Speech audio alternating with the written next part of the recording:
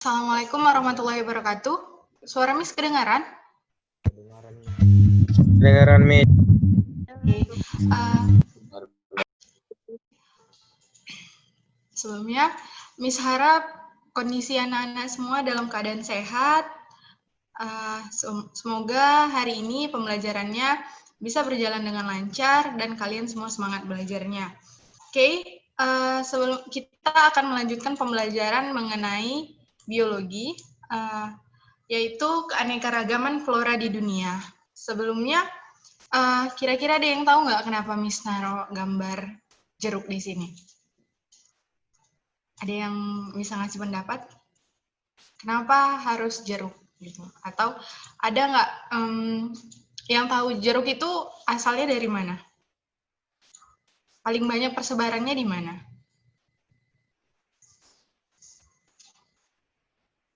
Ada yang tahu? Nah ya, untuk kelas 10 Galileo dan 10 Dalton, ini tugasnya ya, nyari persebaran jeruk yang paling besar itu di daerah mana, gitu ya. Nah, nanti masukin di ruang diskusi kita. Oke, jadi adapun indikator pembelajaran hari ini yaitu mengidentifikasi persebaran flora dunia. Sebelumnya di minggu lalu kita sudah belajar mengenai persebaran flora dan fauna yang ada di Indonesia.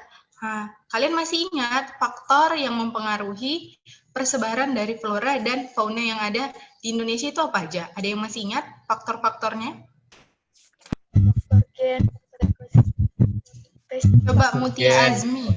Faktor Perbedaan iklim cuaca, kondisi wilayah. Iya, bentang wilayah gitu kan, fisiografik. Jadi sama halnya, baik itu persebaran flora di Indonesia, di dunia, faktor-faktor yang mempengaruhi persebarannya itu ya tetap itu juga gitu. Tapi yang paling mendasar yaitu faktor lingkungan, yaitu satu klimatik, iklim, gitu kan, iklim, terus ya itu fisiografik dan apa lagi yang kalian tahu? Edafik, Miss. Edafik atau tinggi data tanah ya, permukaan tanahnya, gimana tinggi rendahnya dari permukaan tanahnya gitu ya. Nah, baik itu persebaran flora dunia maupun di Indonesia itu sama faktornya. Jadi untuk kesempatan kali ini kita akan membahas gimana sih flora di dunia itu bisa berbeda-beda. Tapi kan Miss, kalau kita bahas dunia itu kan luas gitu kan. Jadi pasti sulit Miss memahaminya apa aja sih yang ada di Indonesia, apa aja yang ada di mana gitu kan. Banyak negara-negara yang ada. Jadi kita untuk mempermudahnya, kita bisa mempelajari persebaran floranya melihat dari bentuk bioma yang terbentuk gitu. Jadi persebaran flora itu pasti gitu kan, pasti bisa dilihat dari jenis bioma apa yang terbentuk di dalam suatu daerah gitu. Baik itu skalanya daerah, baik itu kabupaten, kecamatan maupun negara maupun dunia gitu kan. Ada bioma-bioma yang terbentuk dalam satu wilayahnya. Nah, jadi apa sih Miss bioma itu sendiri? Bioma itu merupakan area atau daerah di permukaan bumi dengan kondisi lingkungan dan tumbuhan yang memiliki kemiripan. Nah, jadi karena dia memiliki satu area gitu kan, pasti memiliki kondisi lingkungan dan tumbuhan yang memiliki kemiripan. Di sini dibilang kondisi lingkungan. Kondisi lingkungannya itu bisa dari suhunya, ada 3. Suhu, gitu kan. Nah, suhunya, terus ya itu curah hujannya, dan kelembapannya. Nah, gitu ya. Dari yang 3 ini, mereka memiliki kondisi lingkungan maupun tumbuhan yang mirip. Nah, lihat di sini ada Miss buat sejenis piramida. Dari piramida ini kalian bakalan akan memudahkan kalian untuk mempelajari bioma-bioma yang ada di dunia. Gitu. Di sini Miss akan menjelaskan mengenai 9 bentuk bioma. Ada tundra, kita mulai dari yang paling atas ya. Ketinggian yang paling tinggi, tundra, taiga, hutan temperata, hutan gugur, padang rumput, chaparral, hutan hujan tropis, sabana, dan gurun. Nah, lihat, semakin ke atas, suhunya semakin dingin. Semakin ke bawah, suhunya semakin panas. Lihat ke sebelah kiri dan bedakan di sebelah kanan. Kalau kalian lihat di sebelah kiri, ini curah hujannya, yang di sebelah sini, curah hujannya itu yang paling tinggi. Nah, sedangkan sebelah kanan, curah hujannya ini rendah. dia panas, gitu kan? Nah, tuh. Ini secara garis besar memudahkan kalian. Jadi ada 9 bioma. Tundra, taiga, hutan hujan temperata, hutan hujan tropis, hutan gugur, padang rumput, chaparral atau semak belukar, sabana, dan gurun. Ada 9 ya bioma yang harus kalian ingat. Kita bahas yang pertama. Bioma tundra. Lihat di sini. Tadi bioma tundra itu kan ketinggiannya yang paling tinggi atau di daerah kutub. Biasanya bioma tundra ini bisa kalian temui di bagian di kutub Arktik, atau kalau negaranya kita coba cari di Kanada, bisa. Di Kanada ada, di Finlandia, Siberia. Di situ ada bioma tundra terdapat. Apa sih ciri-ciri dari bioma tundra ini? Kalau kalian perhatikan di gambar yang ini, kalian tidak akan menemukan pohon, gitu ya. Kalian tidak akan menemukan pohon di sini di dataran yang paling tinggi. Nah, di sini pohon mengalami kesulitan untuk tumbuh. Nah, terus siap itu ciri-ciri lainnya, musim dinginnya ini sangat panjang.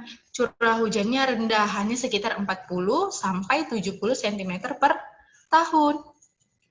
Sedangkan untuk suhunya sendiri, suhunya ini sangat dingin, yaitu minus 30 derajat sampai minus 10 derajat Celcius.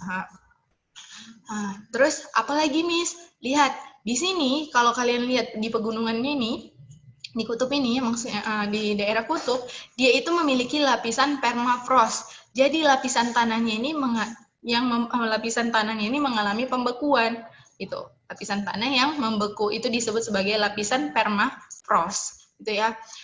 Terus ada juga, kalau kita cek lagi, kita telah lebih lanjut, apa sih flora yang bakalan bisa tumbuh di daerah musimnya yang sangat dingin, curah hujannya yang rendah? Kira-kira apa sih flora yang bisa tumbuh di sini? Jadi ada beberapa flora yang dapat tumbuh seperti lumut kerak, bentuk dari apa? Bentuk dari, ada yang tahu lumut kerak itu bentuk simbiosis dari apa? Antara alga dengan jamur, itu ya. Lumut kerak itu disebut juga lichens atau bentuk simbiosis antara alga dan jamur, gitu ya.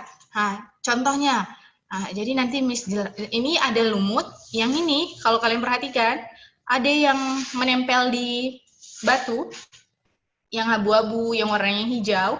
Ini disebut sebagai lumut kerak. Terus yang ini, yang putih bunganya, ini disebut Sexiperagus, gitu ya, Sexiperagus. Nanti dia bisa jadi, yang ini juga Sexiperagus. Jadi bedanya, yang ini warna putih, Sexiperagus ini ada banyak warna, ada yang warna putih, ada yang pink, ada lebih merah marun lagi, ada yang putih, terus siap itu ada juga nanti yang berwarna ungu, gitu ya. Terus ada tumbuhan bilberry di sini, ada bilberry atau sering kita sebut sebagai buah blueberry, gitu kan. Terus kalau misalnya kalian masih tetap aja bingung, Miss, di sini kan tadi kita lihat musimnya itu sangat dingin, curah hujannya rendah. Gimana sih flora-floranya bisa tumbuh? Jadi flora-floranya ini bisa tumbuh itu pada saat musim panasnya, gitu, atau musim yang lebih hangat. Nggak bisa dibilang musim panas soalnya suhunya tidak terlalu dingin, tapi yang lebih hangat. Jadi misal musim dingin di daerah bioma tundra ini itu nanti sekitar 9 bulan.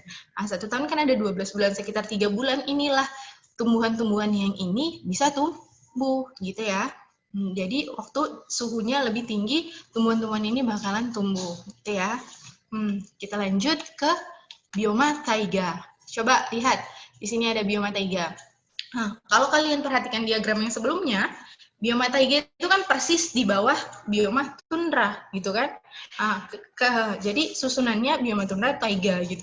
Jadi bioma taiga itu biasanya dekat sama daerah. Kalau misalnya kita lihat di peta nanti, daerahnya itu dekat sama taiga. Contohnya di Kanada tetap ada, di Kanada, Finlandia, Siberia, gitu ya. Kalau misalnya tanya, kira-kira di Indonesia ada nggak deh yang kayak gini?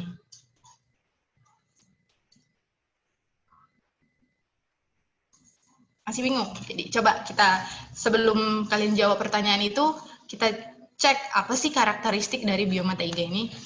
Jadi dia juga sama tundra tadi, memiliki musim dingin panjang, tapi tidak lebih panjang daripada tundra. Hutannya homogen. homogen, sejenis. Jadi dia itu variasi dalam satu hutan ini sangat sedikit gitu ya. Variasi jenis-jenis tumbuhannya itu sangat sedikit. Nah, tumbuhan mendominasi berupa tumbuhan konifer. Tumbuhan konifer itu tumbuhan yang berjarum.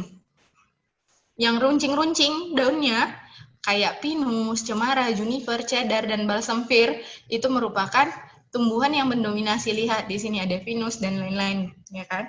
Nah, jadi didominasi sama warna hijau. Nah, jadi lihat tumbuhan selalu berdaun hijau pada musim dingin maupun musim panas. Nah, kalau misalnya kalian mau lihat bioma taiga versi kecilnya, kalian bisa lihat kalau kalian jalan-jalan ke daerah Parapat, daerah Tomo gitu kan. Kalau kalian lihat luas bentangnya didominasi oleh pohon pinus dan lain-lain, itu biasanya udah mirip dengan bioma taiga. Soalnya floranya itu berupa konifer dan daun berjarum lainnya gitu ya. Kita lanjut bioma gurun. Sebelumnya kalian tahu coba Nadia Trinanda Putri. Nadia, gurun yang Nadia tahu itu di mana aja? Atau jenis gurun apa aja yang udah pernah Nadia dengar? Saya tahu gurun Sahara, Miss, sebagai gurun terluas di dunia, Miss. Selain gurun Sahara, ada lagi yang tahu?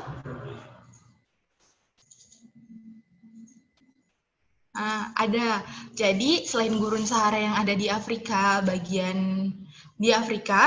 terus ada juga gurun Gobi di Asia Barat gitu ya.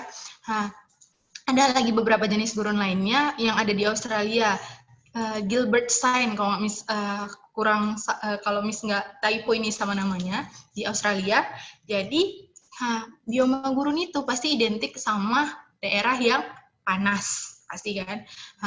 Kenapa sih bisa panas gitu? Soalnya curah hujannya sangat rendah gitu kan, kurang dari 25 cm per tahun. Selain dia panas, curah hujannya rendah, kelembapan udaranya pasti rendah. Terus kalau kita perhatikan, ada perbedaan suhu siang dan malam yang sangat tinggi, di mana kalau misalnya waktu siang suhunya itu bisa sampai 49 derajat, tapi waktu sudah malam itu bisa di bawah titik beku gitu, atau bisa sampai minus 19 derajat Celcius gitu. Sangat beda perbedaan suhu siang dan malamnya. Selain itu apalagi tanahnya tandus. Terus flora yang bisa tumbuh di daerah gurun ini hanya berupa kaktus dan tumbuhan semusim lainnya gitu ya. Coba kita lihat di sini bioma padang rumput atau stepa. Kalau misalnya apa sih bioma padang rumput atau stepa ini? Kalau dari namanya aja kita udah tahu kalau dia itu pasti flora yang mendominasi ya pasti rumput kan gitu. Pasti rumput. Selain itu apalagi curah hujannya 25 derajat sampai 10 cm sampai 50 cm per tahun. Kira-kira kalau misalnya bioma padang rumput atau stepa ini ada di daerah mana? Ada yang tahu? Gita Amanda coba. Menurut Gita, bioma padang rumput itu di daerah mana adanya?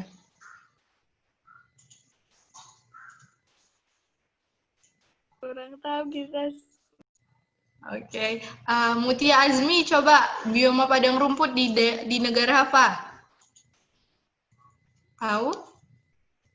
Kurang tahu, Miss. Selandia Baru. Di mana?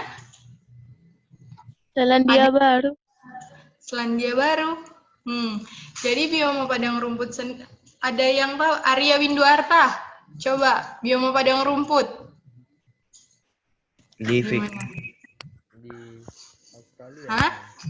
Bioma padang rumput. Nggak ada yang tahu ini. Bioma padang rumput di mana? Kalau di Indonesia ada nggak bioma padang rumput? Banyak kan? Kalau misalnya kita lihat di Indonesia pasti ada beberapa daerah, ya kan? Di Aceh. Di Aceh. Nggak ada ya. Kalau misalnya kita tanya negaranya, dia itu ada di Asia bagian tengah, di Amerika Barat, terus daerah utara Tiongkok, dia ada, gitu ya, bioma padang rumput atau stepa. Ada juga dia bioma itu sama, ada floranya berupa rumput, tapi diselingi oleh tumbuhan lain berupa semak maupun pohon. Lihat, di sini kan tetap berumput daerahnya. Daerahnya tetap berumput tapi diselingi oleh semak belukar dan lihat ada pohon. Atau disebut juga sebagai bioma sabana atau bioma savana. Cirinya curah hujannya itu lumayan tinggi, 90 sampai 150 cm per tahun, di mana floranya itu ada tumbuhannya itu gebana, eukaliptus, akasia. Jadi kalau misalnya ini pasti kalian tahu ini. Kalian masih ingat komodo kan? Fauna Indonesia. Komodo itu di mana ditemukan? Fauna endemik daerah mana komodo? Nusa Tenggara. Nusa Tenggara Timur atau Barat? Nusa Tenggara. Timur. Nusa Tenggara. Timur. Timur atau Barat? Timur. NTT. Jadi di daerah NTT, NTB, kalian akan mudah menemukan bioma sabana, gitu ya. Kalau untuk di negara lain, kira-kira di mana yang ada bioma sabana? Di Madagaskar ada nggak? Kira-kira? Ada nggak bioma sabana? Kalian sering loh nonton film kartun ataupun film-film lain yang ada Madagaskarnya. Kira-kira di film itu gini nggak model daerahnya, areanya dibuat? Afrika juga ada, Afrika Selatan, Afrika Utara, begini juga bioma sabana ya. Banyak negara-negara yang memiliki bioma sabana sebagai model dari persebaran floranya, gitu kan. Kita lihat lagi. Ada lagi, dia tetap rumput dan semak belukar, yaitu ada cirinya ini atau disebut juga sebagai bioma chaparral. Kalau untuk curah hujannya masih lebih rendah daripada yang tadi sebelumnya, savana. Tapi floranya di sini dia lebih ke arah rempah dan lihat ini ada thyme dan rosemary, biasanya di daerah barat yang ada. Dia ini paling banyak di negara Maroko, Portugal, Italia, daerah biomanya yang paling mendominasi, yaitu bioma semak belukar atau chaparral. Floranya ada sage, rosemary, thyme, kayu putih, kamiso, pohon willow, pohon pinus, dan pohon zaitun. Ini ya, kamiso, willow, kayu putih, yang lain, ya. Coba untuk yang berikutnya. Kalau dari gambarnya, menurut kalian ini bioma apa? Hujan tropis, Miss. Ya benar, hutan hujan tropis. Menurut kalian apa sih yang mengindikasi atau yang paling, kalau kalian lihat suatu gambar, kalian bisa langsung yakin kalau itu hutan hujan tropis? Kira-kira dari yang mananya? Hutannya yang rimbun.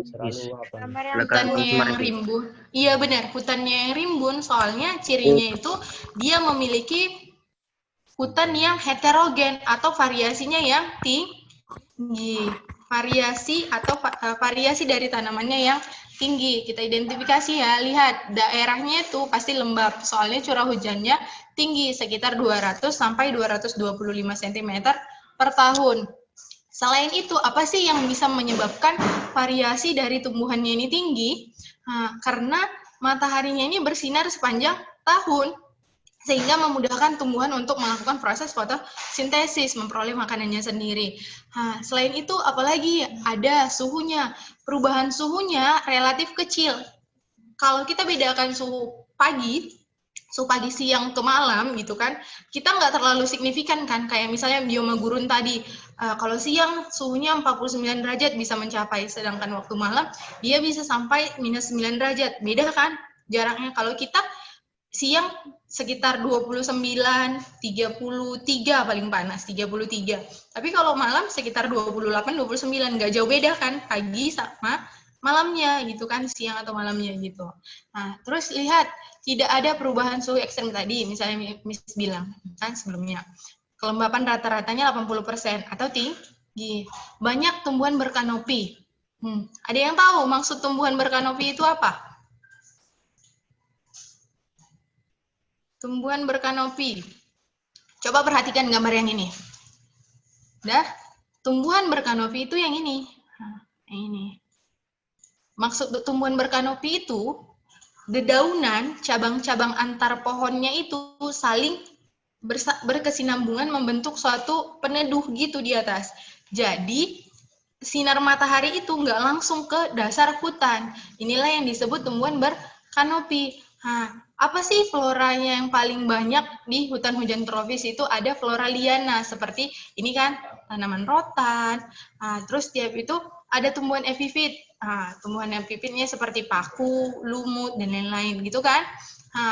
Terus hutan hujan tropis ini pasti dia itu memiliki keanekaragaman hayati yang paling tinggi di antara bioma-bioma lainnya.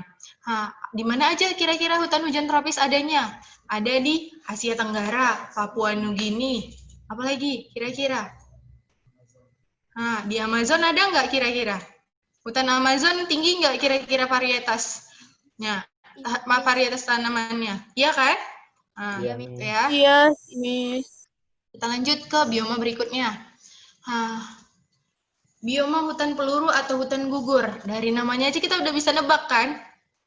Ini biomanya terdapat di negara apa? Bagi pecinta Korea-Koreaan. Opa-opa, ya benar ya. Bioma ini ada di daerah Korea, Jepang, semua negara yang memiliki 4 musim, gitu ya. Jadi kenapa sih Miss disebut sebagai hutan peluru? Soalnya, lihat tanaman pada bioma hutan peluru ini biasanya pada musim panas atau pada musim gugur, mereka pasti menggugurkan daunnya, gitu. Menggugurkan daunnya, berubah warnanya. Lihat ya. Kita lihat ciri dari bioma ini sendiri. Curah hujannya itu relatif sedang, 75 sampai 100 cm per tahun. Seperti yang Miss bilang tadi, pasti terdapat di daerah beriklim dengan 4 musim. Vegetasi dominan daunnya pohon dominan itu pohon. Ciri khasnya kalau kalian perhatikan kayak maple itu kan daunnya lebar. Pohon oak pun dia daunnya lebar, semua rata-rata dia itu berdaun lebar. Selain itu juga lihat tanaman yang di atas. Tanaman ini ketika musim panas dia itu ya maksudnya ketika musim semi, musim apa dia itu warnanya hijau. Tapi ketika sudah memasuki musim kemarau, musim panas, mereka itu pasti meranggas atau hilang, tapi waktu di musim gugur dia warnanya orange. Meranggas atau hilang itu kayak betul-betulan tercabut daunnya semua gitu ya. Terus floranya apa? Pohon oak, beech, elm, palm, sama rowan. Gitu ya. Tapi walaupun hutan ini didominasi oleh pohon, kalian jangan salah, bagian dasar dari di bioma hutan peluru ini masih ditemukan paku sama tanaman herba. Misalnya kita lihat kalau di negara Korea itu kan terkenal sama ginsengnya yang mahal gitu kan, bagus gitu. Soalnya tanaman herba mereka itu sangat banyak berupa ginseng. Gitu ya. Kita lanjut. Yang terakhir ada hutan hujan temperata. Kalian coba perhatikan tanaman pohon-pohon yang ada di sini. Kalau kalian perhatikan, dia ini gimana model kayunya? Apa sih yang mendominasi pohon-pohon ini? Ada lumut kan? lumut. Iya, jadi lumut tadi menempel ke pohon tersebut. Lihat, ciri pertamanya itu batang pohon diselimuti oleh lumut ataupun lichens. Jangan lupa ya, lichens atau disebut sebagai lumut kerak merupakan simbiosis antara alga dan jamur. Jangan lupa ya. Lihat, selain itu kalau kalian perhatikan pohonnya ini dia cenderung lembab kan? Soalnya di daerah hutan temperata ini dianya itu memiliki presipitasi dan kelembapan yang tinggi. Presipitasi itu tahu artinya? Presipitasi tahu kan?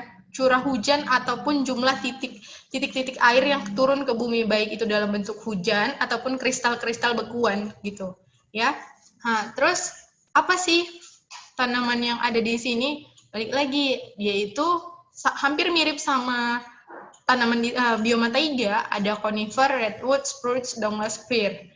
Tanamannya mirip, tapi bedanya diselimuti oleh lumut, gitu ya, pohonnya, gitu. Nah, Miss akan Miss mau nanya, ada yang bisa kira-kira yang mengulangi untuk pelajaran hari ini? Ada berapa bioma yang sudah kita pelajari? Ada 9, Miss. Coba yang 9 itu apa aja? Ada yang bisa ulang? Saya, Miss. Oh ya, silakan Kak. Apa aja tadi? Bioma tundra, bioma taiga, bioma hutan hujan temperata, bioma hutan hujan tropis, hutan gugur, padang rumput atau stepa, chaparral, sabana, dan gurun. Oke, pas ya, ada 9. Jadi untuk hari ini kita akan mempelajari cuman sampai flora, tapi untuk pertemuan besok kita akan membahas tentang fauna-fauna yang ada pada fauna-fauna yang ada di dunia. Kita akan lihat persebarannya berdasarkan bentang alamnya. Kira-kira apa sih yang menyebabkan fauna di dunia itu bisa mengalami persebaran? Kira-kira sama nggak sama floranya? Gitu ya. Besok kita akan identifikasi. Jadi sekian pertemuan kita hari ini. Assalamualaikum warahmatullahi wabarakatuh. Waalaikumsalam warahmatullahi wabarakatuh. Waalaikumsalam warahmatullahi wabarakatuh.